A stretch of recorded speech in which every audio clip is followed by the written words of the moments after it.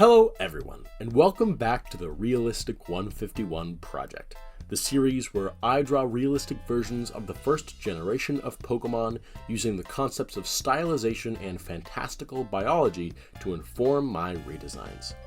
We're going in Pokedex order with the goal to do a version of every single Gen 1 Pokemon.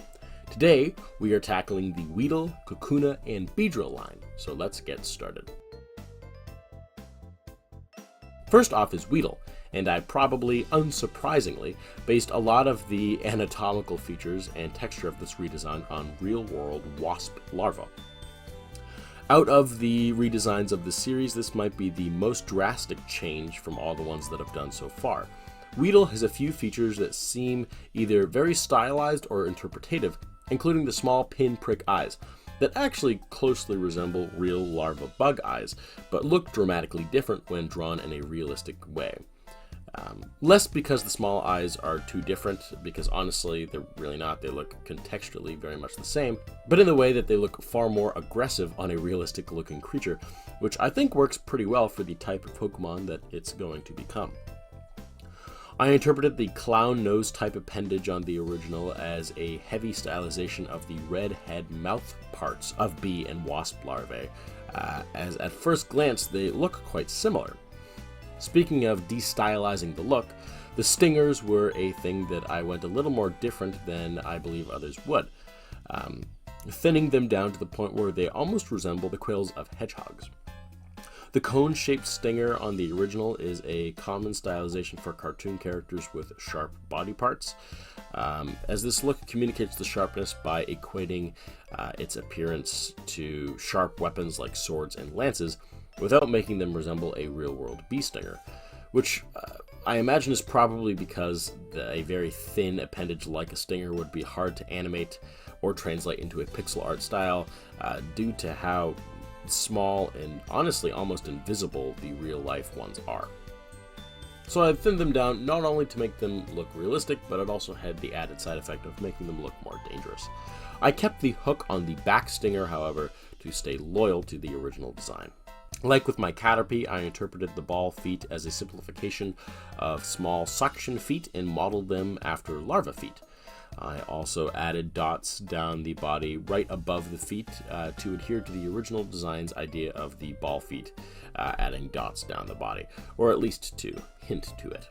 The colors were more different to the original, mostly because these colors don't actually match the slimy larva look that I think the original was going for, and using colors that were based more on real-life larvae made for a paradoxically more accurate look.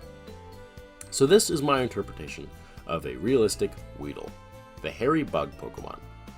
The hairy bug Pokemon? I never interpreted this design as having hair, but I guess it does. Maybe this is less accurate than I think it would be.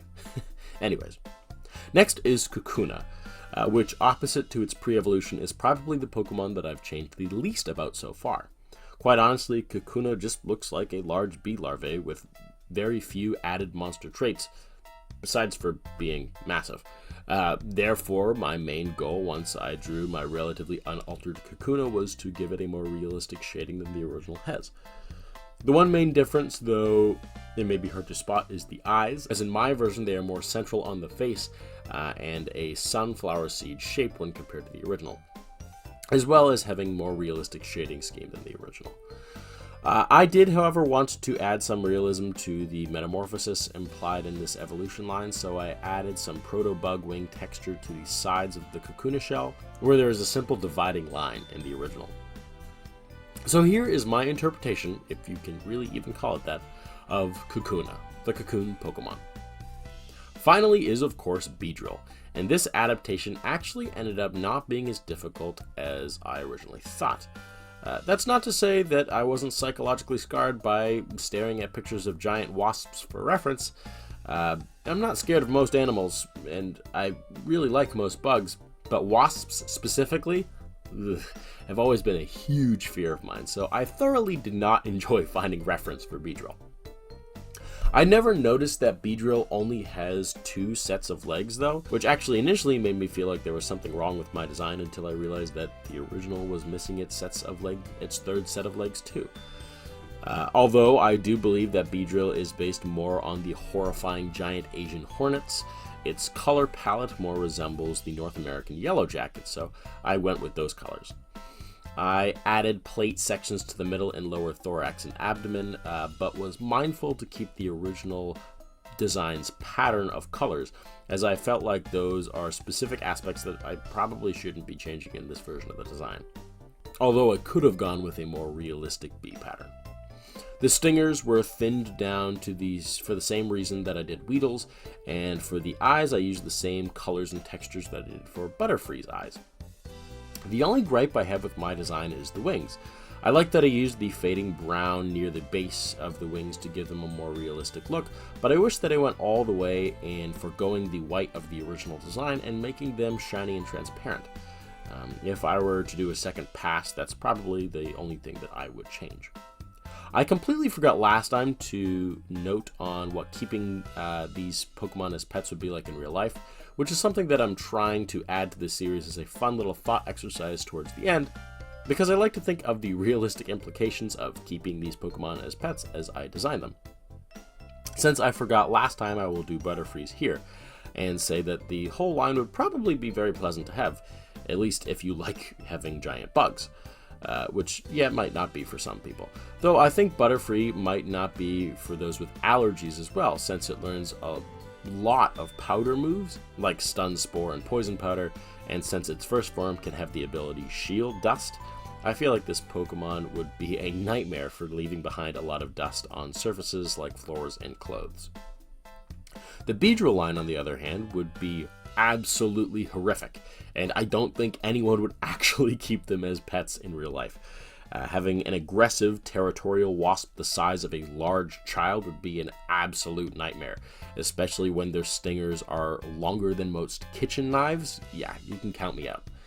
I don't know, maybe beekeepers would have to wear bulletproof vests or, I don't know, like medieval plate armor to keep these away.